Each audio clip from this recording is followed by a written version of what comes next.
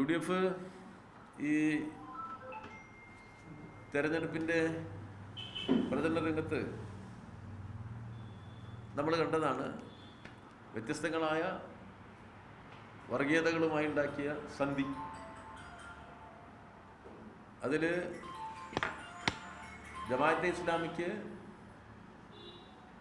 നമ്മുടെ സാമൂഹ്യ രാഷ്ട്രീയ ഘടനയിൽ മാന്യത നൽകുന്ന അപകടകരമായ രാഷ്ട്രീയ നിലപാട് ഒരു തിരഞ്ഞെടുപ്പ് ലാഭത്തിനു വേണ്ടി UDF സ്വീകരിച്ചു എന്നത് ഈ തെരഞ്ഞെടുപ്പിൻ്റെ രാഷ്ട്രീയ മാനങ്ങളെ വ്യത്യസ്തമാക്കിയ ഒരു ഘടകമാണ്.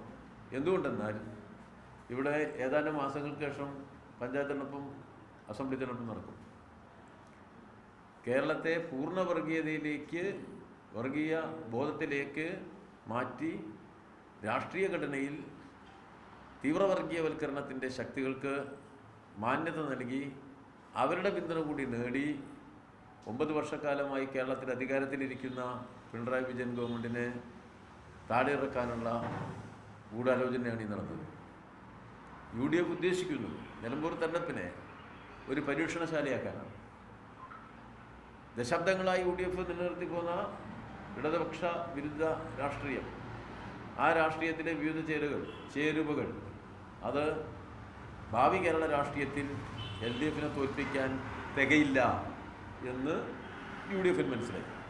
ഇതുകൊണ്ട് തികയില്ല. ഇപ്പോഴത്തെ UDF, ഇപ്പോഴത്തെ LDF എന്നുള്ള നിലയിൽ ഒരു തിരഞ്ഞെടുപ്പിലേക്ക് പോയാൽ പഞ്ചായത്ത് തെരഞ്ഞെടുപ്പിലും അസംബ്ലി തെരഞ്ഞെടുപ്പിലും വലിയ തിരിച്ചടി നേരിടും. ഗവൺമെൻറ്റിൻ്റെ നല്ല പ്രവർത്തനങ്ങളുടെ അംഗീകാരം ജനങ്ങൾ നൽകും. മതനിരപേക്ഷത പരിരക്ഷിക്കുന്നതിൽ കേരളത്തിൻ്റെ മഹനീയമായ ഔന്നത്യവും സ്ഥാനവും സമൂഹം അംഗീകരിക്കും.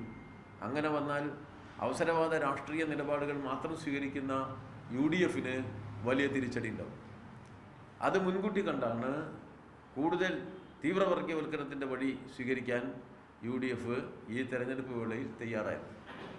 അത് അറിയാതെ പറ്റിയ ഒരബദ്ധമല്ല.